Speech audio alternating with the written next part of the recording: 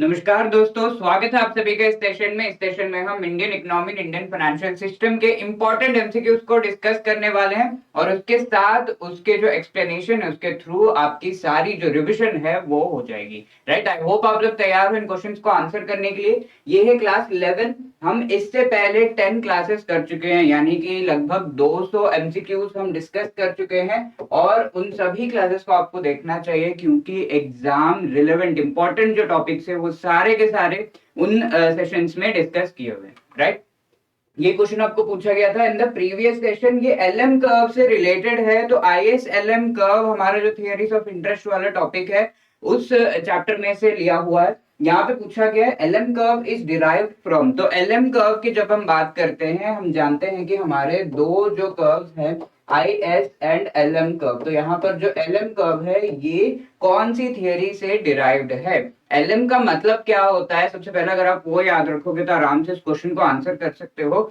The full form for that is liquidity preference and M जो है जो money है, मॉनेटरी मनी सप्लाई है, उसके बारे में बात करता है। राइट, इस तरीके से ये जो एल एम कर्व है वो किस चीज से रिलेटेड है, कौन सी थियोरी से रिलेटेड है। हम जानते हैं money supply and liquidity preference की बात की गई है केनीसियन थियोरी, जो कि liquidity preference theory of interest होता है। Right, so B is the right answer here. अगर आपने बी जवाब दिया है दैट इज एब्सोल्युटली करेक्ट। इस सेशन के सबसे पहले क्वेश्चन को यहाँ पर डिस्कस करते हैं। Which among the following is और are correct with respect to Higgs Hansen synthesis. ठीक है, हिग्स हैंसन सिंथेसिस एक्चुअली होता क्या है हम जानते हैं। According to the classical theory जो वेरिएशन होता है investment, savings, demand for capital, इनके बारे में हम पढ़ चुके हैं। हम लिक्विडिटी प्रेफरेंस थियोरी में ये पढ़ते हैं कि लिक्विडिटी प्रेफरेंस जो लोगों की होती है वो वेरी होती है और उस जो रेट ऑफ इंटरेस्ट है वो वेरी होती है। इन चीजों का रिलेशन क्या है, इन सारी चीजों के बारे में हम पढ़ चुके हैं। तो इन्हीं सभी कॉन्सेप्ट्स को जब हम लिंक करते हैं एक दूसरे के साथ और फिर हम डिराइव करते हैं, ये जो कर्व है, ये जो वेरिएशन है of rate of interest with respect to the variation in the income of people या फिर income within the economy, national income की जब हम बात करें उसमें जब दोनों ही थियोरीज को हम लिंक करते हैं तब आता है हमारा ISLM कर्व। और ये ISLM कर्व एक्चुअली डिपिक्ट करता है वेरिएशंस किस तरीके से हो सकते हैं अगर मॉनेटरी पॉलिसी, फिस्कल पॉलिसी आती है into play in the economy. Right, तो उस वजह से हम इन दोनों को सिंथेसाइज करते हैं और उससे रिलेटेड यहाँ पर आपको पूछा गया है। ओके, पहला यहाँ पर आपका स्टेटमेंट है the IS curve is downward sloping. ठीक है, तो यहाँ पर इनकम के बेसिस पर किस तरीके से रेट ऑफ इंटरेस्ट जो है वो वेरी होता है, रेट ऑफ इंटरेस्ट वेरी होने पे इनकम कैसे वेरी होता है। ठीक है, ये इन चीजों के बारे में बात की गई है। यहाँ पर अगर हम देखें, अगर जो रेट ऑफ इंटरेस्ट है वो आपका इंक्रीज होता जा रहा है, रेट ऑफ इंटरेस्ट इंक्रीज होने का मतलब है कि जो बॉन्ड्स है उनके रेट ऑफ इंटरेस्ट इंक्रीज हो रहे हैं, तो आप क्या करोगे, आपके दिमाग में जो है क्या आएगा। यहाँ रेट ऑफ इंटरेस्ट बढ़ने पे आप सोचोगे कि आप पैसे ज्यादा से ज्यादा बॉन्ड्स में रखो और क्या आप उन पैसों को ट्रांजैक्शंस के लिए या फिर अपने जो है बिजनेस बढ़ाने के लिए उसके लिए आप यूज करोगे। ज्यादा आप नहीं सोचोगे। अगर रेट ऑफ इंटरेस्ट ज्यादा है, वहां पर मुझे प्रॉफिट मिल रहा है, तो आप इन्वेस्टमेंट जो है कम करोगे। यानी कि इन दोनों के बीच का जो रिलेशन है वो इनवर्स रिलेशन है, वो हम कह सकते हैं। ओके, तो यहाँ पर हम देख रहे हैं रेट ऑफ इंटरेस्ट और इन्वेस्टमेंट के बीच का जो रिलेशन, इन्वेस्टमेंट का जो ये कर्व है वो इन्वर्सली रिलेटेड है। इस वजह से डाउनवर्ड स्लोपिंग होता है ये जो आईएस कर्व है, ये चीज हम कह सकते हैं। So the first statement is correct. The interest rate which equalizes savings and investment keeps on falling as the income level increases। ठीक है, अगर हम यहाँ पर कंस्ट्रक्ट करें, हमारा जो है यहाँ एक्स एक्सिस पे हमारा इनकम है एंड यहाँ रेट ऑफ इंटरेस्ट है। ठीक है, तो यहाँ पर बोला जा रहा है कि interest rate which equalizes savings and investment. तो जैसे जैसे हमारा जो रेट ऑफ इंटरेस्ट बढ़ेगा और जिस तरीके से हम जानते हैं कि सेविंग्स जो है वो डायरेक्टली प्रोपोर्शनल होते हैं, सेविंग्स अगर हम देखें तो वो डायरेक्टली प्रोपोर्शनल होते हैं to the rate of interest. और यहाँ जो है सेविंग्स का जो कर्व है वो इस तरीके से वेरी होता है। ओके। और इसके साथ अगर हम इन्वेस्टमेंट की कर्व देखें तो इस तरीके से वेरी होता है। तो जैसे जैसे हमारा इनकम वेरी हो रहा है, इनकम इंक्रीज हो रहा है, वैसे वैसे हम देख रहे हैं कि सेविंग्स का जो कर्व है वो ऐसे वेरी हो रहा है। और इन दोनों को इक्वलाइज करने वाला ये जो इक्विलिब्रियम का जो पॉइंट है, जो रेट ऑफ इंटरेस्ट है, वो गिरते जा रहा है। ठीक है, तो ये कर्व से हमें पता चलेगा, और इसके पीछे बहुत सारी कहानी है कि क्यों ये जो कर्व है ऐसा है। इनसे रिलेटेड थोड़ी बहुत डिस्कशन हम पिछले क्लासेस में कर चुके हैं, और उसी का कंटिन्यूशन यहाँ पर हम कर रहे हैं। तो ये चीज तो हमें पता है कि कर्व्स इस तरीके से, हमारे जो सेविंग्स के कर्व है वो ऐसे दिखते हैं। और इसमें अगर इन्वेस्टमेंट का कर्व अभी अभी हमने देखा कि इस तरीके से होता है, इनवर्सली प्रोपोर्शनल होता है जो आप इन्वेस्ट करना चाहते हो रेट ऑफ इंटरेस्ट के। तो इन दोनों को इक्वलाइज करने वाला, इक्विलिब्रियम वाला जो पॉइंट है, वो जैसे जैसे आपका इनकम इंक्रीज हो रहा है, इनकम आपका लेट से 100 था, तो यहाँ पर है highest rate of interest let's say 5% है। और फिर जब आपका इनकम इंक्रीज हुआ यहाँ पर 150 हो गया, तो जो इक्वलाइज कर रहा है, जो इक्विलिब्रियम में है, ये कितना होगा 4% लेट से, ठीक है, 5 से तो कम ही होगा। तो ऐसे हो रहा है कि जो इक्वलाइज करने वाला इंटरेस्ट रेट है इन दोनों को, सेविंग्स एंड इन्वेस्टमेंट को, that keeps on falling edge income level increases. Income level increase हो रहा है तो ये जो रेट ऑफ इंटरेस्ट है वो गिरता जा रहा है, राइट। और इसी वजह से हमारा जो आईएस कर्व है इसमें से ही डिराइव करके हमने बनाया है, जो कि इनवर्सली प्रोपोर्शनल होता है। दूसरा भी सही है, एंड सो हमारा सही जवाब यहाँ पर हो जाता है सी। यहाँ पर आप यही सेम कर्व जो है देख सकते हो, और इसकी जो है डेरिवेशन ये सारी यहाँ पर है, राइट। सेकेंड क्वेश्चन आपके सामने, at a given level of money supply the rate of interest varies dash with income. ठीक है, तो at a given level of money supply क्या होता है, रेट ऑफ इंटरेस्ट इनकम के साथ किस तरीके से वेरी करती है, ये पूछा गया है। ओके, तो यहाँ पर अगर हम देखें, this varies directly with the income, और इसका जो है आप यहाँ पर देख सकते हो ये रिलेटेड है to the LM curve. Okay, तो यहाँ पूछा गया है कि रेट ऑफ इंटरेस्ट किस तरीके से वेरी होता है विथ इनकम। जैसे जैसे आपका जो है लेवल ऑफ इनकम इंक्रीज होता जाता है, अगर हम एलएम कर्व पे देखें तो आपका जो लिक्विडिटी प्रेफरेंस है वो इंक्रीज होता जाता है। ठीक है, लिक्विडिटी प्रेफरेंस कर्व ऊपर जाते जाता है जैसे जैसे नेशनल इनकम इंक्रीज होती जाती है। तो यहाँ पर हम कह सकते हैं at a given level of money supply same रहते हुए भी आपका जो लिक्विडिटी प्रेफरेंस है वो इंक्रीज होता जाता है, और इसके साथ जो रेट ऑफ इंटरेस्ट है वो भी डायरेक्टली इंक्रीज होता जाता है। ओके, तो ये चीज को अगर हम ट्रांसलेट करें यहाँ पर, पहला वैल्यू ऑफ इनकम लेट से 100 करोड़ हमारा जो है नेशनल इनकम है, और वहां पर ये चीज हो रही है। Then national income, money supply तो सेम है लेकिन ये 150 हो गया, तो वहां पर आप देख रहे हो कि जो कर्व है वो शिफ्ट हो रहा है ऊपर लिक्विडिटी प्रेफरेंस का, और इसकी वजह से रेट ऑफ इंटरेस्ट इंक्रीज हो रहा है, और वैसे ही 200 जब होगा और भी इंक्रीज हो गया। तो इसका मतलब ये दोनों डायरेक्टली प्रोपोर्शनल है, लिक्विडिटी प्रेफरेंस कर्व में से अगर आप डिराइव कर रहे हो तो डायरेक्टली प्रोपोर्शनल आ रहा है। इस वजह से यहाँ पर सही जवाब होगा B, they are directly related, varies directly with income. ठीक है, तो ये चीज हम समझिए। थर्ड यहाँ पर क्वेश्चन है, the slope of LM curve depends upon which among the following. ठीक है, स्लोप ऑफ एलएम कर्व का जो स्लोप है, हमने अभी देखा कि ये डायरेक्टली प्रोपोर्शनल तो है ऐसे, लेकिन इसका जो स्लोप है, यानी कि ये ऐसे नहीं होकर ऐसे भी हो सकता है, या फिर ये और भी ज्यादा स्टीप इस तरीके से भी हो सकता है। ठीक है, तो ये जो स्लोप है वो किस चीज पर डिपेंड करेगा वो पूछा जा रहा है। तो यहाँ अगर हम देखें तो एलएम कर्व में ऑन द एक्स एक्सिस हमारा इनकम है, और वाई एक्सिस पे रेट ऑफ इंटरेस्ट है। तो ऐसे में इन दोनों को जब हम कंपेयर कर रहे हैं, इन दोनों को जब हम ले रहे हैं इस तरीके से, तो किन चीजों पर डिपेंड करेगा इसका स्लोप वो पूछा गया है। Responsiveness of demand for money to changes in income. ठीक है, तो यहाँ पर डिमांड इन मनी जो लिक्विडिटी प्रेफरेंस उसमें वेरी कैसे हो रहा है with respect to changes in income. जी हाँ, इनकम तो हमारा यहाँ जो है एक्स एक्सिस पर है ही, इनकम में वेरिएशन होगा तो इसका जो स्लोप है वो भी वेरी होगा, तो ये चीज सही है। Responsiveness of demand for money to the changes in rate of interest, rate of interest हमारे वाई एक्सिस पे है, तो रेट ऑफ इंटरेस्ट में वेरी होगा तो उसका स्लोप भी वेरिएशन होगा, ये भी सही है। अब change in stock of money supply. ठीक है, तो हम ये एज्यूम करते हैं एलएम कर्व को बनाते समय कि मनी सप्लाई जो है कांस्टेंट है। ठीक है, पिछले वाले में हम ये देख चुके हैं कांस्टेंट मनी सप्लाई यहाँ पर जो रेट से आरबीआई है वो कर रहा है वो कांस्टेंट है, बट इनकम हमारा किसी तरीके से हमने इक्विपमेंट या फिर कुछ और लिया, उस मनी का अच्छा यूटिलाइज किया, तो इनकम हमारा नेशनल इनकम इंक्रीज हो रहा है। ऐसे में हम ये देखेंगे कि ये दोनों चीजें डायरेक्टली प्रोपोर्शनल हो रही है, income and the rate of interest. तो मनी सप्लाई यहाँ पर क्या है इस एलएम कर्व को बनाते हुए, दैट इज कांस्टेंट। ठीक है, तो यहाँ पीछे पूछा गया है कि जब हम change in stock of money ये चेंज करते हैं तो क्या ये स्लोप वेरी होता है? जी नहीं। जब मनी सप्लाई वेरी की जाती है ये कर्व जो है ऊपर और नीचे लेफ्ट एंड राइट जो है शिफ्ट होता है पूरे तरीके से, स्लोप वेरी नहीं होती है, वो शिफ्ट हो जाता है, वो जैसा है वैसा उसी स्लोप को आप शिफ्ट कर दोगे। ठीक है, तो दिस इज नॉट करेक्ट, ये दोनों चीजें सही है क्योंकि यहाँ पूछा गया है स्लोप ऑफ एलएम कर्व के बारे में। सो A is the right answer. बढ़ते हैं फोर्थ क्वेश्चन की तरफ। The equilibrium rate of interest in the ISLM curve depends upon which among the following? तो रेट ऑफ इंटरेस्ट की बात की जा रही है, ये जो इक्विलिब्रियम है of rate of interest ISLM curve में, इक्विलिब्रियम की जब हम बात कर रहे हैं तो वो इक्विलिब्रियम क्या है, ये हमारा आईएसएलएम कर्व हो गया, ये rate of interest and income हो गया।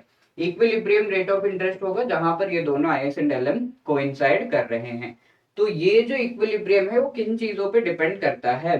सारे ही चीजों पर जो कि आईएस कर्व, जिन पर आईएस कर्व डिपेंड करता है, जिन पर एलएम कर्व डिपेंड करता है, ये जो इक्विलिब्रियम है, ये जो पॉइंट है वो डिपेंड करेगा, क्योंकि इसका जो स्लोप है वो वेरी हो सकता है, ये जो है ऊपर नीचे शिफ्ट कर सकता है बेस्ड अपॉन वेरियस थिंग जिन पे ये IS curve and LM curve depend कर रहे हैं। तो आईएस कर्व डिपेंडेंट है ऑन द इन्वेस्टमेंट डिमांड, क्या हम ये कह सकते हैं? जी हाँ, आईएस में आई जो है इन्वेस्टमेंट ही होता है, तो जब इन्वेस्टमेंट डिमांड वेरी होगी तो आईएस कर्व में जो है आप वेरिएशंस देखोगे, तो इस वजह से इक्विलिब्रियम भी शिफ्ट कर सकता है। और ये जो पॉइंट आईएस यानी कि इन्वेस्टमेंट में अगर वेरिएशन आया तो आईएस कर्व जो है वो शिफ्ट हो सकता है या फिर स्लोप चेंज हो सकता है, तो यहाँ जो हमारा इक्विलिब्रियम पॉइंट है वो भी वेरी हो सकता है, तो ये करेक्ट है।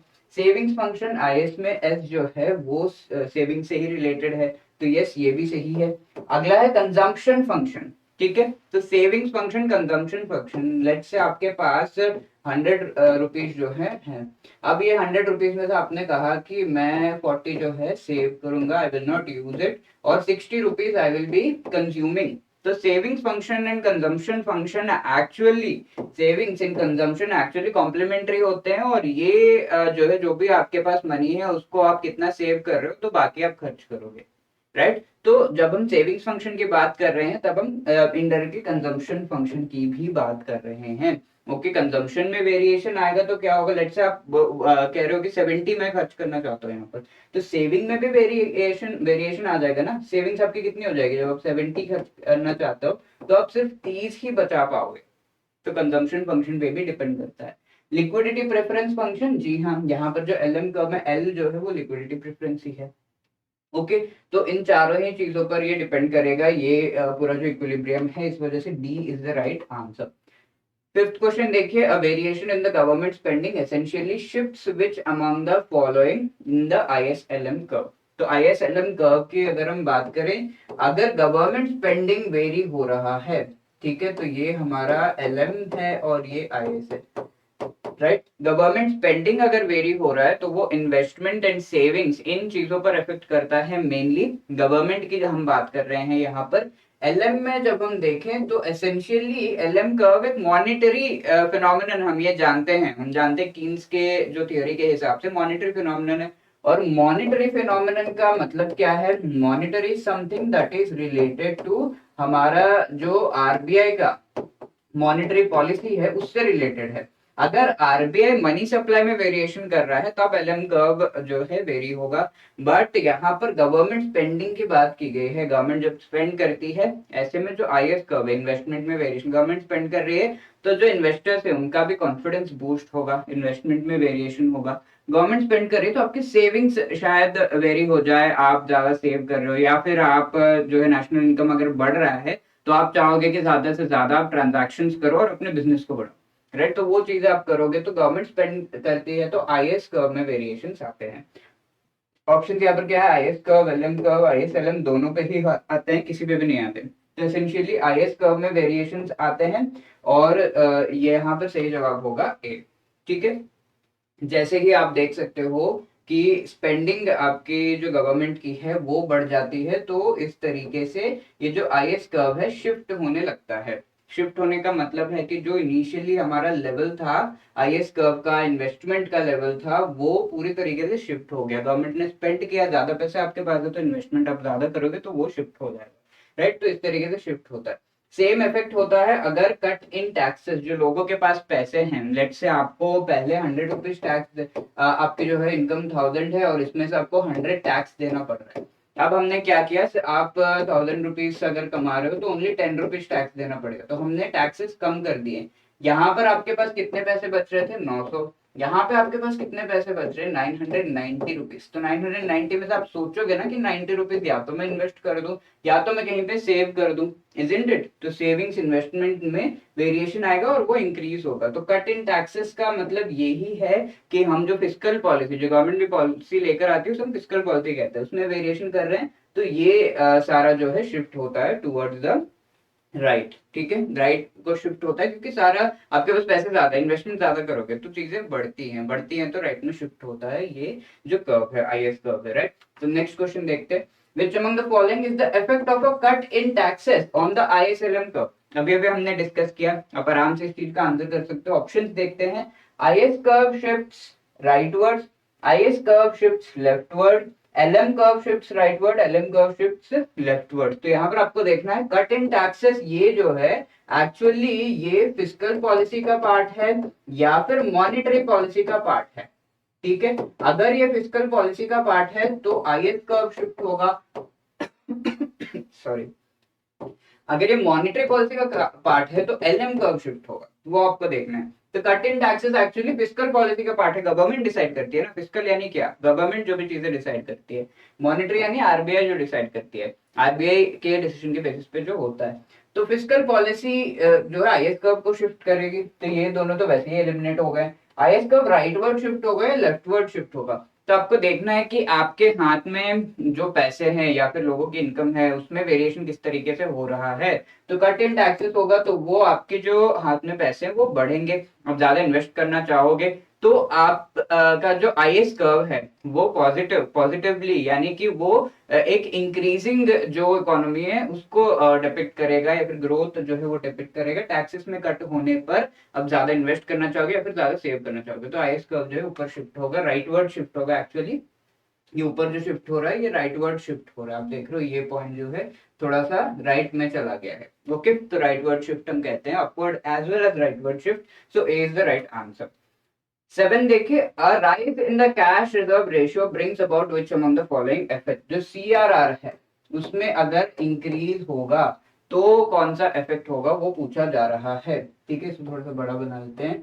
तो आईएसएलएम कर्व में हम जानते हैं कि सीआरआर, ये इसमें जो वेरिएशन किया जाता है ये किसके डिसीजन पे किया जाता है, गवर्नमेंट या आरबीआई?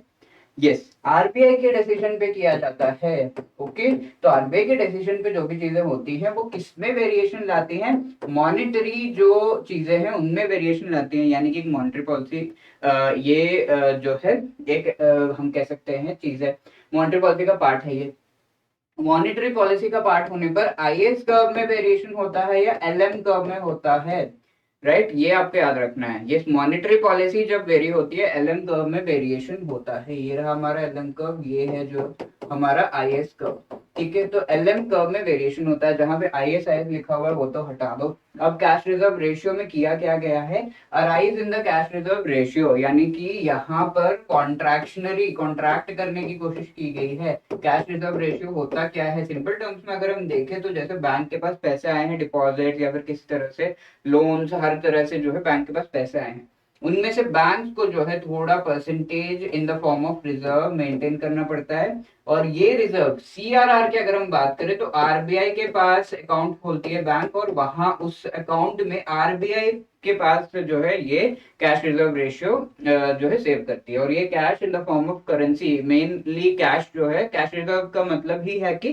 कैश के फॉर्म में ये सेव होता है, तो ये आरबीआई के पास सेव करती है। अब इसको अगर बढ़ा दिया और ये तो हमने कह दिया कि रिजर्व है, बाकी पैसे क्या करेगी बैंक, बाकी पैसे लोन में घुमाएगी, राइट। अब इसको अगर हमने बढ़ा दिया, इस रिजर्व को हमने बढ़ा दिया यहाँ पर, तो क्या होगा, जो लोन में पैसे घुमाए जा रहे हैं वो कम हो जाएंगे। इसीलिए हमें ये जो पार्ट है ये कॉन्ट्रैक्ट हो गया ना, ये कम हो गया, राइट। जो लोन में घुमाने वाला पैसा है वो कम हो गया, तो इसी को हम कॉन्ट्रैक्शनरी मॉनेटरी पॉलिसी कहते हैं। कॉन्ट्रैक्शनरी मॉनेटरी पॉलिसी जब होती है तब इस तरीके से आपका जो है एलएम कर्व वेरी होता है। ओके, सॉरी, ये जो है इस तरीके से होगा, लेफ्ट वर्ड होगा क्योंकि कॉन्ट्रैक्ट हो रहा है, चीजें जो है कम हो रही है, तो ये जो है लेफ्ट वर्ड शिफ्ट होगा एंड इस वजह से B is the right answer. ठीक है, एक्सपेंशनरी, एक्सपैंड जब हम करना चाहते हैं तो एक्सपैंड जो है ऐसे होगा और फिर कॉन्ट्रैक्ट जो है ऐसे होगा, राइट। तो एक्सपैंड जब हम करना चाहते हैं एक्सपेंशनरी मॉनेटरी पॉलिसी में ये इस तरीके से राइट वर्ड शिफ्ट होता है। ओके, अब नेक्स्ट क्वेश्चन देखिए, an expansionary monetary policy results in which among the following. अब आरबीआई चाहता है कि ज्यादा से ज्यादा लोन्स लिए जाएं, उसको हम एक्सपेंशनरी कहते हैं। लिक्विडिटी जो इकोनॉमी में है वो बढ़े। ऐसे में क्या होता है, अभी अभी हमने देखा वो क्या करता है, इसके वजह से एलएम कर्व शिफ्ट होता है, आईएस कर्व शिफ्ट होता है, दोनों में ही शिफ्ट आता है या फिर किसी में भी नहीं आता है। ये थोड़ा सा इजी हो गया, राइट वर्ड लेफ्ट वर्ड नहीं पूछा हुआ है। एक्सपेंशनरी मॉनेटरी पॉलिसी में जब मॉनेटरी पॉलिसी आप देख रहे हो तो किस पे इफेक्ट आता है, आईएस कर्व में या एलएम कर्व में। याद रखिएगा एलएम कर्व में वेरिएशन आता है, that's why A is the right answer. Okay, तो इस तरीके से वेरी होता है।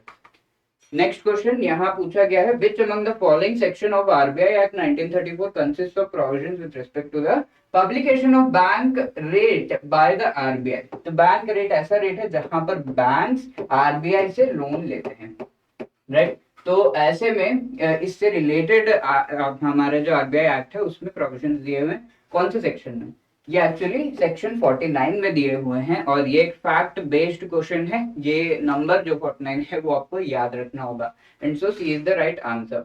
10th क्वेश्चन देखिए, which among the following is और are correct statement with respect to MSF rate. ठीक है, एमएसएफ क्या है, मार्जिनल स्टैंडिंग फैसिलिटी, और ये मार्जिनल स्टैंडिंग फैसिलिटी एक तरीके से पीनल रेट होती है, राइट। ये क्या है क्या, ये एक्चुअली ये एक तरीका है जिससे बैंक्स, लेट्स से बैंक के पास पैसे कम पड़ गए हैं और वो आरबीआई से पैसे लेना चाहता है, तो बैंक को कई सारे डेली के जो सेटलमेंट्स है वो करने होते हैं। जिससे इसने पैसे किसी और बैंक से ले रखे हैं, 10 रुपए, उसे लौटाना है इस बैंक को, बैंक वन को, बैंक टू को लौटाना है, बट उसके पास उतना रहा नहीं पैसा, उसके खुद को भी रिजर्व जो है मेंटेन करना है, कई सारे खर्चे होते हैं, तो 10 रुपीज कम पड़ रहे हैं बैंक के पास, तो वो क्या करेगा, ओवरनाइट आरबीआई से जो है फटाफट से मुझे 10 रुपीज चाहिए, आप दो, मैं आपको जो है उसका इंटरेस्ट दे दूंगा, ऐसे लेते हैं और फिर नेक्स्ट डे उस चीज को पे करना होता है। यानी कि ये जो है ओवरनाइट होता है, आज आपने लिया और अगले दिन तक आपको जो है इसे पे करना होता है। इस तरीके की ट्रांजैक्शन को हम मार्जिनल स्टैंडिंग फैसिलिटी कहते हैं। ठीक है, जो भी बैंक के पास कमी है उसको पूरा करने के लिए, तो ये ओवरनाइट होता है। और इस ये जो है बहुत ही जल्दी से, आपको जल्दीबाजी में जो पैसे चाहिए होते तो आपको ज्यादा पे करना होता है। एक और तरीका है जिससे बैंक जो है आरबीआई से लोन ले सकते हैं, उसे हम रेपो रेट कहते हैं। ये जल्दीबाजी में नहीं होगा, यहाँ पर आपको जो है कोलेटरल देना है एंड ऑल, काफी सारी चीजें करनी होती हैं। और यहाँ ये जो रेट है, लेट्स से 5% इंटरेस्ट यहाँ पर आपको बैंक को देना हो रहा है, तो जो एमएसएफ है इसमें आपको इससे ज्यादा ही देना पड़ेगा। ठीक है, 5% से ज्यादा 6%, क्योंकि आपको जल्दीबाजी में चाहिए और फिर नेक्स्ट डे आप रिटर्न कर रहे हो। ओके, तो ये एक पीनल रेट है, यानी कि आपका जो रिजर्व है, आपके पास जो पैसे वो कम नहीं पड़ने चाहिए। इस चीज को इंश्योर करने के लिए थोड़ा सा हाई रखा गया in comparison to normal interest rate. तो एमएसएफ एक्चुअली एक पीनल रेट है और ये ओवरनाइट ट्रांजैक्शंस, ओवरनाइट जो लोन्स है उसके लिए यूज होता है, बैंक्स लेते हैं आरबीआई से। It is meant for overnight lending, जी हाँ, करेक्ट स्टेटमेंट्स पूछे गए हैं तो अग्री कर लो। The loan is given against security within limits of SLR. ठीक है, इवन एमएसएफ पे आपको जो सिक्योरिटी है, कोलेटरल, कोई भी चीज आप लेते हो, लेट्स से आप लोन ले रहे हो, आप कोई चीज गिरवी रखते हो, है ना, तो वो गिरवी रखने का मतलब है कोलेटरल, उसे कहते हैं हम। वैसे जो कोलेटरल होता है एसएलआर, स्टैट्यूटरी लिक्विडिटी रिजर्व या फिर रेशियो इसे हम कहते हैं। ये हमने अभी सीआरआर देखा था ना, उसी तरीके का है एसएलआर, ये एक और तरीके का रिजर्व है। दो रिजर्व्स होते हैं, एक सीआरआर जो हम देख चुके हैं कैश रिजर्व रेशियो, दूसरा है एसएलआर। और ये जो एसएलआर है, सीआरआर में क्या, ओनली कैश, कैश ओनली आप मेंटेन करते हो, एसएलआर में कैश मेंटेन करते हो, गोल्ड होता है, एंड साथ में यहाँ पर गवर्नमेंट सिक्योरिटीज भी होते हैं। गवर्नमेंट सिक्योरिटीज क्या होते हैं? ये ऐसे इंस्ट्रूमेंट है जो कि आप यूज कर सकते हो। फॉर एग्जांपल एक पेपर है जहां पर गवर्नमेंट ये कहती है कि आप मुझे पैसे दो और फिर आपको जो है इतना पैसा और फिर इंटरेस्ट इस पर जो है मिलेगा। ओके, तो आप गवर्नमेंट को पैसे देते हो और वो जो रिसीट तरीके का है, एक तरीके का है बॉन्ड हम कह सकते हैं, वो आपको मिलता है। और ये जो गवर्नमेंट सिक्योरिटीज है इसको आप और लोन लेने में यूज कर सकते हो। तो ये एसएलआर के जो गवर्नमेंट सिक्योरिटीज हैं वो आप यूज कर सकते हो। आरबीआई को आप ये कह के दे सकते हो कि अगर मैंने कल वापस नहीं किया, ये लो, ये इसमें जो पैसे है वो आप निकाल लेना। ठीक है, तो इस तरीके से कोलेटरल दिया जाता है। और वो कौन सा? एसएलआर वाला जो गवर्नमेंट सिक्योरिटी है उसे यूज किया जाता है। तो जितना एसएलआर में होगा, 100 सिक्योरिटी, 100 पेपर बॉन्ड्स होंगे यहाँ पर, तो 100 ही आप यूज कर सकते हो। तो within the limit of SLR ये यूज होता है। It is the rate at which commercial banks borrow funds overnight from RBI. जी हाँ, ये भी सही है, तीनों चीजें सही है। So the correct answer is D 1, 2 and 3। 11th question देखिए, which of the following is और correct with respect to bank rate. ठीक है, बैंक रेट क्या है? बैंक रेट भी वही है, इसी तरीके का है जहां पर बैंक्स जो है आरबीआई से लोन लेते हैं। और हमने देखा ऑलरेडी इसी तरीके के दो चीजें हम देख चुके हैं। पहला एमएसएफ देख चुके हैं और दूसरा है रेपो रेट। रेपो रेट जो है नॉर्मल 14 डेज के आसपास अगर आपको रिक्वायरमेंट है तो वो पूरी करती है। ये क्या है? एक ही दिन ओवरनाइट जो है आपको पैसे वापस करने होते हैं। लेट्स से इससे ज्यादा समय के लिए, आपको 1 महीने के लिए चाहिए, आपको 1 साल के लिए चाहिए, तो ऐसे में आप पैसे कैसे लोगे? ऐसे में आप लोगे बैंक रेट पे पैसे। ठीक है, और ये बैंक रेट 1 साल के लिए, ज्यादा समय के लिए आपको पैसे चाहिए, तो ये डायरेक्टली लिंक्ड होता है एमएसएफ को। एमएसएफ का रेट अगर 6% है तो बैंक रेट भी 6% होगा। ठीक है, ऑल्दो ये बहुत ज्यादा आजकल यूज नहीं किया जाता है, ज्यादातर रेपो रेट यूज किया जाता है। बट ये बैंक रेट पे अगर आप ज्यादा टाइम के लिए लोन लोगे आरबीआई से तो बैंक रेट पे आपको मिलेगा। आई होप ये चीज क्लियर है। सिंपल है, बैंक लोन लेते हैं आरबीआई से एंड वो हायर रेट पे होता है क्योंकि ज्यादा टाइम के लिए ये लोन लिया जा रहा है, 1 महीने के लिए, 1 साल के लिए, ऐसे। तो यहाँ पर बैंक रेट से रिलेटेड चीजें पूछी गई हैं। और क्या क्या इसके प्रॉपर्टीज है, कैरेक्टरिस्टिक्स आपको पता होना चाहिए। Structure of interest rates of banks is automatically linked to bank rate.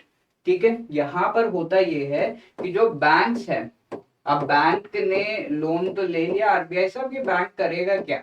ये मेरे को या फिर किसी और इन्वेस्टर है जो कि पैसे लेके बैंक से वो इन्वेस्ट करना चाहता है, कोई अपने बिजनेस में इन्वेस्ट करना चाहता है, होम लोन लेना चाहता है, तो बैंक इस तरीके से लोन्स में घुमाएगा ये पैसे।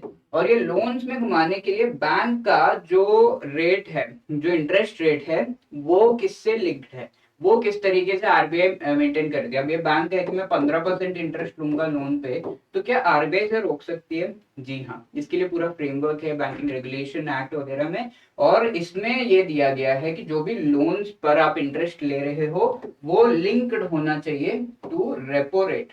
ठीक है, डायरेक्टली जो रेपो रेट है उससे लिंक्ड होना चाहिए। यहाँ स्टेटमेंट में क्या दिया गया है? Structure of interest rates of bank is automatically link to bank rate. Bank rate नहीं है, यहाँ पर रेपो रेट होना चाहिए करेक्ट आंसर।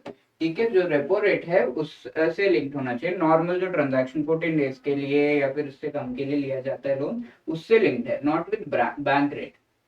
तो ये सही नहीं है। ऑल्दो इनडायरेक्टली लिंक्ड हो सकता है, डायरेक्टली लिंक्ड नहीं है।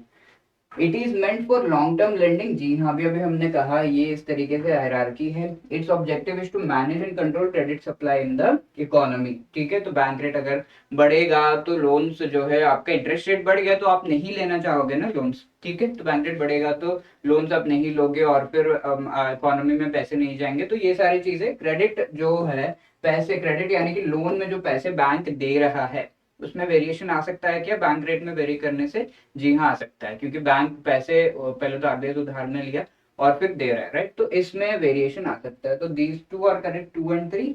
1 सही नहीं है। 1 जैसे आपको पता चला सही नहीं है, आप एलिमिनेट भी कर सकते हो and arrive at the correct answer which is B. Which among the following is correct with respect to CRR, cash reserve ratio? हम डिस्कस कर चुके हैं, ट्राई करो ये स्टेटमेंट्स पढ़ के कि क्या सही है। It's main purpose is monetary stability in the economy. ठीक है, सीआरआर का मेन पर्पस क्या है?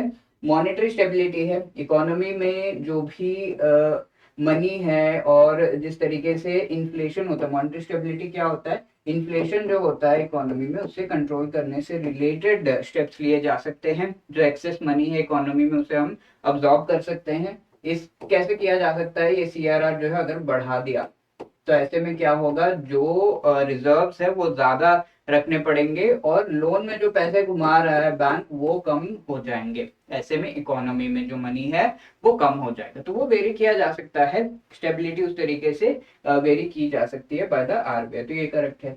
It is calculated on the basis of net demand and time liabilities. तो डिमांड लायबिलिटीज यानी कि डिमांड जो मनी है, डिमांड लायबिलिटीज होते क्या है, जो हमारे पैसे होते हैं सेविंग्स अकाउंट में, करंट अकाउंट में, वो सारे डिमांड ऑन डिमांड आपको चाहिए।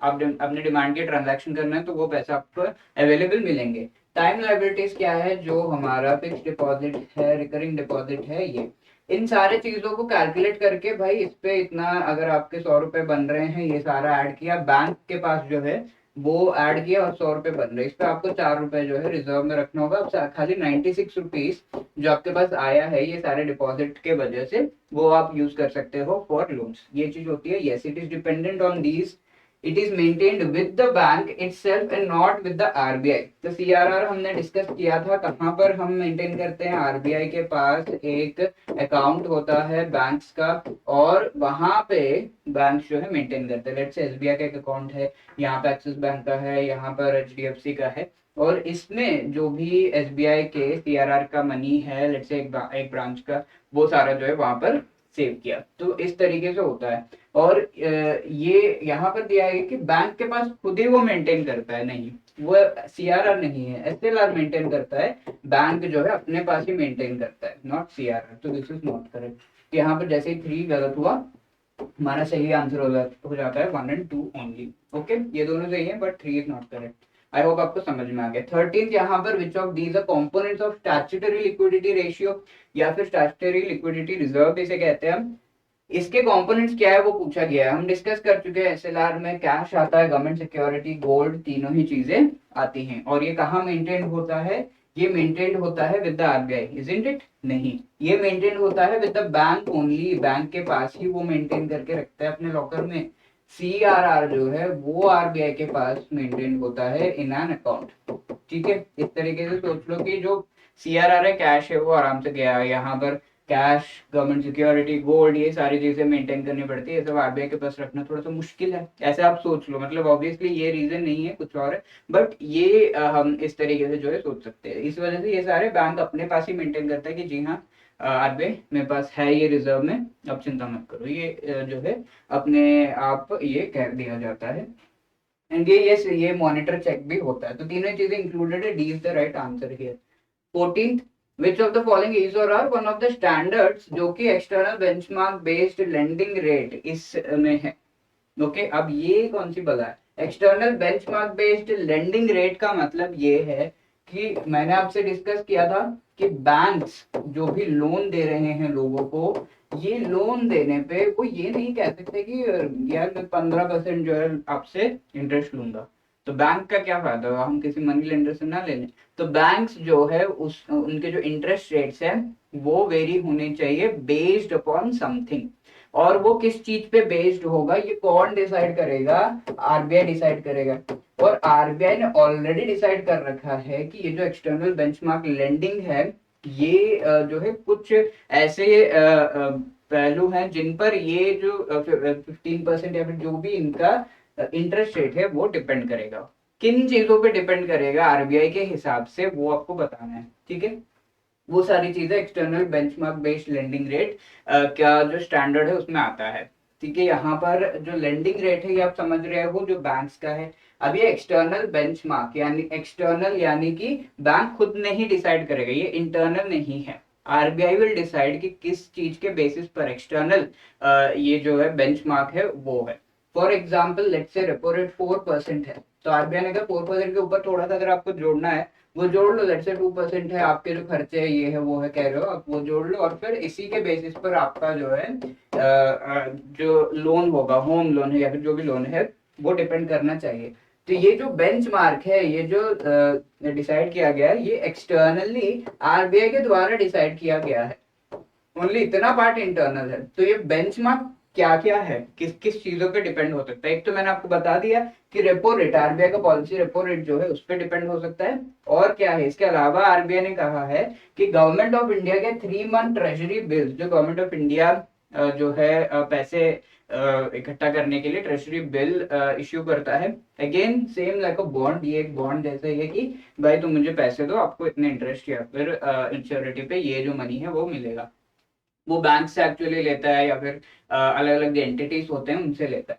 तो यहाँ पर ये जो 3 मंथ ट्रेजरी बिल यील्ड है published by financial benchmarks India private limited, तो एफबीआईएल नाम की एक जो है कंपनी बनाई गई है गवर्नमेंट के द्वारा, और इसके द्वारा ये जो गवर्नमेंट ऑफ इंडिया के 3 मंथ ट्रेजरी बिल का जो यील्ड है उसे दिया जाता है। तो यील्ड के बारे में हम डिस्कस कर चुके हैं कि फाइनली जो पैसे मिलते हैं आपको उस बॉन्ड को लौटा के, लेट से एक साल का बॉन्ड आपके पास है और आप उसको लौटा रहे हो, तो आपको फाइनली जो पैसे मिलते हैं वो यील्ड होता है। और ये यील्ड ऑन एन एवरेज इसके द्वारा डिसाइड किया जाता है, सारे बॉन्ड्स को देख के किसी तरीके से कैलकुलेशन करके डिसाइड किया जाता है कि इतनी यील्ड है, इतने परसेंटेज वो है, और उसके ऊपर आपको जो जोड़ना है जोड़ लो। ऐसे ही एक तो 3 मंथ्स हो गया, एंड दूसरा यहाँ पर एक्चुअली होना चाहिए 6 मंथ ट्रेजरी बिल। ठीक है, तो 3 months as well as 6 month treasury bill FBIL के द्वारा डिसाइड किया जाता है कि इतना यील्ड है, इतना परसेंट है, और उसके ऊपर आपको जो भी ऐड करना ऐड करके आप अपना इंटरेस्ट रेट डिसाइड करो।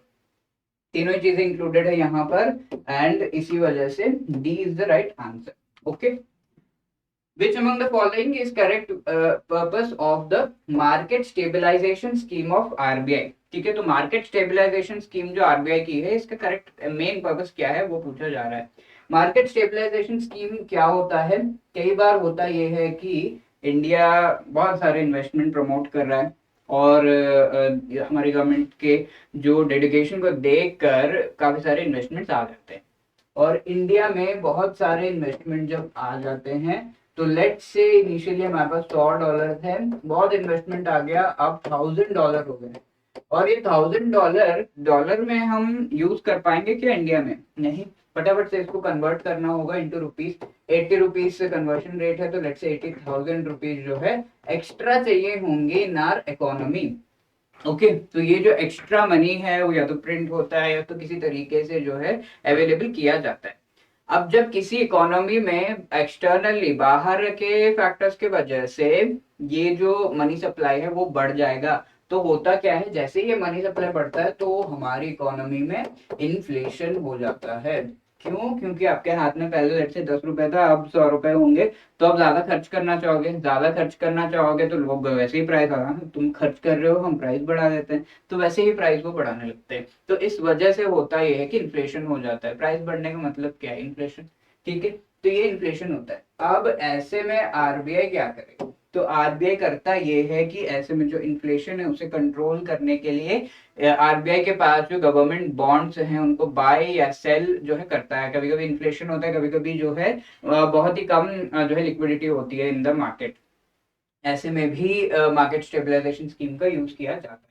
तो ये market stabilization scheme essentially linked है तो एक्सटर्नल कैपिटल फ्लोज जो आते हैं इनटू द इकोनॉमी, इसके वजह से जो कन्वर्ट करने के बाद पैसे एक्स्ट्रा हमारी इकोनॉमी में आ जाते हैं, वो अगर बहुत एक्सेस हो गए तो आरबीआई हैज टू अब्सॉर्ब, वो कम होंगे तो RBI has to pump in more money. तो ये क्यों होता है? क्योंकि एक्सटर्नल कैपिटल फ्लो होता है। यहाँ पे ऑप्शन देखते हैं कौन सा मेन पर्पस है वो पूछा जा रहा है, financing budget deficit of the government. नहीं, ये मेन पर्पस नहीं है, बजट डेफिसिट अलग ही चीज है।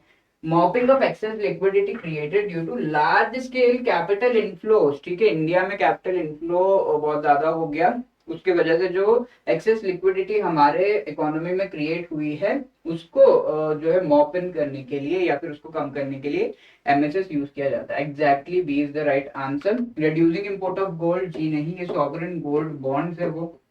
और यहाँ पर इन्वेस्टिंग इन ग्रीन प्रोजेक्ट, जी नहीं, ये सॉवरेन ग्रीन बॉन्ड्स है। ओके, इनके बारे में भी हम अलग अलग चैप्टर्स में पढ़ चुके हैं, but then the correct answer is B. 16 यहाँ पर क्वेश्चन, which among the following is और are the components of liquidity adjustment facility. तो लिक्विडिटी एडजस्टमेंट फैसिलिटी एक्चुअली है क्या? जैसा कि नाम से समझ में आ रहा है, ये लिक्विडिटी को एडजस्ट करने के लिए आरबीआई यूज करती है, और ये एक्चुअली एक फैसिलिटी है ऑल्सो फॉर द बैंक्स, इसीलिए इसे फैसिलिटी कहा गया है। और इसको एक फैसिलिटी है for RBI to adjust liquidity. कैसे ये हो सकता है? ये जो लिक्विडिटी एडजस्टमेंट फैसिलिटी है पूरा डिपेंडेंट है अपॉन बैंक्स और आरबीआई के बीच में जो भी लोन्स का ट्रांजैक्शन हो रहा है। कभी ये हो सकता है कि बैंक आरबीआई से, मोस्टली यही होता है, बैंक आरबीआई से लोन ले रहा है। अब कई बार बैंक्स के पास इतना सारा पैसा जो है आ गया है और वो बैंक जो है लोन में दे नहीं पा रहे हैं, तो ऐसे में ये चाहेगा कि चलो आरबीआई आप ही रख लो और मुझे थोड़ा इंटरेस्ट दे देना, तो आरबीआई के पास अपने पैसे जो है पार्क कर देता है। तो ये जो इस तरीके से लोन लिया जाता है उसे उसके ऊपर इंटरेस्ट रेट लगता है, उसे हम रेपो रेट कहते हैं। ठीक है, रेपो यानी कि रीपर्चेज रेट इसे कहा जाता है। ओके, रीपर्चेज का मतलब क्या है? जब रेपो रेट पे बैंक इस तरीके से पैसे लेते हैं तो बैंक्स जब बैंक जो है आरबीआई से पैसे लेते हैं, ऐसे में होता ये है कि बैंक्स अपने गवर्नमेंट सिक्योरिटीज कोलेटरल पे रखते हैं। ठीक है, ये गवर्नमेंट सिक्योरिटी बैंक आरबीआई को दे देगा। गवर्नमेंट सिक्योरिटी क्या है? कागज है जहाँ पे गवर्नमेंट ने कहा है भाई पैसे दो हमें और हम आपको लौटा देंगे बाद में। तो ये गवर्नमेंट सिक्योरिटी क्या है? एक तरीके से कोलेटरल है। बैंक अगर देता नहीं है पैसे वापस तो आरबीआई वो गवर्नमेंट सिक्योरिटी जो है सेल कर देगा और फिर वो गवर्नमेंट सिक्योरिटी आरबीआई को हो जाएगा, पैसे उसको वापस मिल गए। ओके, तो ये गवर्नमेंट सिक्योरिटी एक तरीके से कोलेटरल के रूप में रखा जाता है। ओके, और यहाँ पर बैंक्स कहते हैं कि भाई ये जब मैं पैसे वापस करूंगा आप मुझे गवर्नमेंट सिक्योरिटी वापस कर देना, तो रीपर्चेस किया जाता है बाय द बैंक।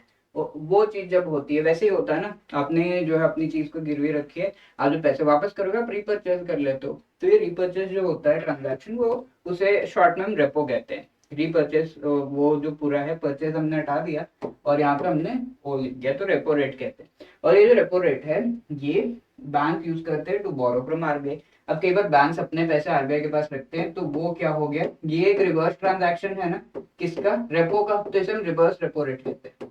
राइट, और इसके अलावा हमने एक सुना है एमएसएफ, ये मार्जिनल स्टैंडिंग फैसिलिटी, ये भी, ये तीनों जो हैं वो लिक्विडिटी एडजस्टमेंट फैसिलिटी का पार्ट है। MSF as well as repo rate के थ्रू बैंक आरबीआई से पैसे लेते हैं, लोन्स लेते हैं, और रिवर्स रेपो रेट के थ्रू बैंक जो है आरबीआई को एक तरीके से लोन देते हैं, या फिर बैंक अपने पैसे आरबीआई के पास पार करते हैं। तो लेन देन का जो ये पूरा है, इससे लिक्विडिटी एडजस्ट की जाती है इन द इकोनॉमी। बैंक के पास जितने पैसे होंगे वो उतने लोन में घुमाएंगे, पैसे कम होंगे लोन में नहीं घुमाएंगे, तो इकोनॉमी में जो लिक्विडिटी है वो भी एडजस्ट होती है। तो ये पूरा, ये तीनों जो है एक्चुअली ये तीनों रेट्स लिक्विडिटी एडजस्टमेंट फैसिलिटी में आते हैं, और ये तीनों ही रेट्स रेपो रेट से जुड़े हुए हैं। ओके, ये दोनों एक्चुअली रेपो रेट से जुड़े हुए। रेपो रेट लेट से 4% है, तो रिवर्स रेपो रेट क्या होगा? 3%, इससे कम होगा, क्योंकि आरबीआई तो नहीं चाहेगा ना, उसको तो प्रॉफिट चाहिए, तो आरबीआई तो नहीं चाहेगा कि आप पैसे रखो और फिर आपको ज्यादा प्रॉफिट मैं दे दूंगा, नहीं। तो ये प्रॉफिट चाहिए, तो आरबीआई रिवर्स रेपो रेट कम रखता है और एमएसएफ रेट इससे ज्यादा रहता है। तो ये दोनों इससे लिंक्ड होते हैं, यानी कि रेपो रेट जितना भी होगा उससे इतना परसेंट ज्यादा, उससे इतना परसेंट कम, इस तरीके से रिवर्स रेपो रेट और एमएसएफ होता है। तो इस वजह से इन तीनों को एक फैसिलिटी, लिक्विडिटी एडजस्ट करने के फैसिलिटी का पार्ट माना जाता है, और ये तीनों ही उसमें इंक्लूडेड है। ठीक है, अब ऑप्शंस पढ़ लेते हैं कौन सा इंक्लूडेड है। रेपो इंक्लूडेड है, बैंक रेट इंक्लूडेड है क्या? जी नहीं। एमएसएफ इंक्लूडेड है। ठीक है, तो only 1 and 3 are included, and so C is the right answer. 17 देखिए, which among the following statement is correct with respect to open market operations। अब ओपन मार्केट ऑपरेशंस का मतलब क्या है?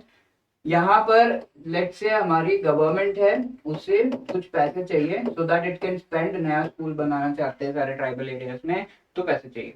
तो गवर्नमेंट क्या करेगा? गवर्नमेंट या तो जो कॉर्पोरेट्स, बहुत पैसे, बहुत रिच पीपल हैं और बड़े बड़े बैंक्स हैं, उनसे पैसे लेना चाहेगा, तो उसके लिए गवर्नमेंट जो है सिक्योरिटीज इश्यू करेगा, और फिर सामने आपके जो है बैंक्स हो गए या आरबीआई हो गया, ये लोग ये सिक्योरिटी को बाय करते हैं और गवर्नमेंट को जो है पैसे देते हैं। ओके, ये करेंसी है, इसे सोच लेना।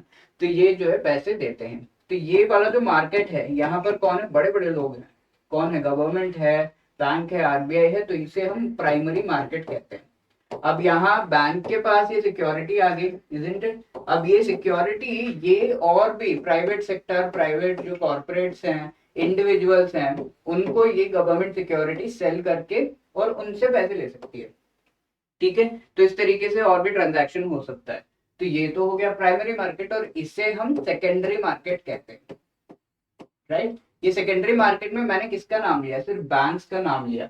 अब ऐसा हो जाए कि आरबीआई भी यहाँ पर एक प्लेयर है ना, उसने भी ये सिक्योरिटीज ले रखे, अब आरबीआई भी लेट्स से यहाँ पर बेचना और खरीदना जो है शुरू कर दे, तो इसे हम ओपन मार्केट ऑपरेशन कहते हैं। तो आरबीआई अगर सेकेंडरी मार्केट में आ जाए, वैसे तो नहीं आती, बट एक स्कीम ओपन मार्केट ऑपरेशंस के तहत वो आरबीआई जो है सेकेंडरी मार्केट में आती है, और यहाँ नॉर्मल पीपल हैं, कॉर्पोरेट्स हैं, उनसे लेन देन का काम करती है। ठीक है, आरबीआई जनरली बैंक्स के साथ ट्रांजैक्ट करती है, बट अगेन अगर वो सेकेंडरी मार्केट में आकर नॉर्मल जो इंडिविजुअल्स हैं या फिर कॉर्पोरेट्स उनसे ट्रांजैक्ट कर रहे हैं, तो ओपन मार्केट ऑपरेशंस कहलाते हैं। तो RBI comes into which market? Secondary market. यहाँ क्या दिया हुआ है? फर्स्ट स्टेटमेंट, आरबीआई बाइज और sells government bonds in primary market, तो वो ओपन मार्केट नहीं है, प्राइमरी मार्केट में तो वैसे ही खरीदता है, and it does this transaction. RBI buys और sells bonds in the secondary market, जी हाँ। Post economic reforms of 1999 OMO has gained more importance. Economic reforms 1991 के बाद ज्यादा से ज्यादा हम जो प्राइवेट सेक्टर है उसे इंक्लूड कर रहे हैं इन द इकोनॉमी। तो यहाँ पर हम प्राइवेट सेक्टर की ही तो बात कर रहे हैं, तो जैसे 1991 के बाद रिफॉर्म्स हम लेकर आए, ओपन मार्केट ऑपरेशंस बढ़ गए। जी हाँ, that is also correct. So 2 and 3 is correct, 1 is incorrect, so B is the right answer. अब 18 देखिए, लिक्विडिटी एडजस्टमेंट फैसिलिटी कब इंट्रोड्यूस किया गया था, कौन से फाइनेंशियल सेक्टर रिफॉर्म्स में इंट्रोड्यूस किया गया था? तो आपको याद होगा नरसिम्हन रिफॉर्म्स 2, इसमें ये जो है लाया गया था एलएएफ को, और ये कब हुआ था? याद करो कौन सी ईयर में हुआ था, वही पूछा गया। 92, 94, 96 या 98? याद आया? यस, इट इज 1998 जब ये नरसिम्हन 2 रिफॉर्म्स लाए गए थे। So D is the right answer. 19th देखिए, term repos are available for which among the following. अब हमने देखा कि रेपो रेट जो है वो हमने कहा कि 14 डेज के लिए होता है, बट अगर कोई और वेरिएशन भी आपको चाहिए, लेट्स से एक ही महीना के लिए चाहिए, क्यों आप इतना जो है बैंक रेट पे पैसे ज्यादा ले रहे हो, तो चलो आरबीआई ने कहा कि चलो टर्म रेपो ये भी ले लो, जहां पर आप थोड़ा सा वेरी कर सकते हो आपका जो ड्यूरेशन है। तो 7 days, 14 days as well as 28 days के ये टर्म रेपोज होते हैं। रेपो तो नॉर्मली 14 हो गया, टर्म रेपो इज थोड़े से वेरिएशन आ गए, ओके, जिसमें लोन लिए जा सकते हैं। तो all 3 are correct, D is the right answer. And ये लास्ट क्वेश्चन 20th आपके लिए होमवर्क है। जी हाँ, थोड़ी सी चीजें ये जो है कॉम्प्लिकेटेड, बट थोड़ा सा पढ़ के हमें समझ में आ जाएगा। सिंपल टर्म्स में आपको समझाने की कोशिश की गई है इन सेशंस के थ्रू। आई होप आपको पसंद आ रहा होगा। तो मॉनेटरी पॉलिसी कमेटी, ये एमपीसी जो है, ये डिसाइड करती है कि भाई रेपो रेट का वैल्यू कितना रखना है, रेपो रेट कितना रखना है। इससे काफी चीजें वेरी होती हैं, इन्फ्लेशन में वेरिएशन लाया जा सकता है, बहुत कुछ हम डिस्कस कर चुके हैं। तो वो रेपो रेट डिसाइड करते हैं एसेंशियली कि कितना होना चाहिए। तो ये जो कमेटी है, इससे रिलेटेड कौन से सेक्शन आरबीआई एक्ट में इससे रिलेटेड प्रोविजन दिए गए हैं, कौन से सेक्शन में दिए गए हैं, वो पूछा गया। Simple, section 45 Z B Z N है ये, सेक्शन 46 है ये, सेक्शन 49 ऑफ आरबीआई एक्ट आपको बताना है। आई होप आप लोग कमेंट सेक्शन में इसका आंसर करोगे। और अगर आपको अपने प्रिपरेशन से रिलेटेड कोई भी इश्यूज, कोई भी आपको जो है क्वेरीज आते हैं, यू कैन ऑलवेज कॉल अस 8146207241 पे, या फिर आप एक मेल भी ड्रॉप कर सकते हो hello@edutap.co.in पर। एग्जाम बहुत ही करीब है, तो all the best to you and keep preparing, keep your confidence high, but definitely हम क्लियर करेंगे। जय हिंद।